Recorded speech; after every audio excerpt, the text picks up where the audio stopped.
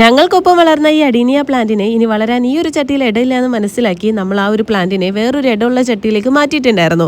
അങ്ങനെ reporting video ഞാൻ ഇട്ട സമയത്ത് അതിൽ വന്ന ഒരു കമന്റ് ആയിരുന്നു കേട്ടോ, അഡീനിയ പ്ലാന്റിനെ കട്ട് ചെയ്ത് കൊടുത്താൽ നിറയെ പൂക്കൾ ഉണ്ടാവുമെന്ന്.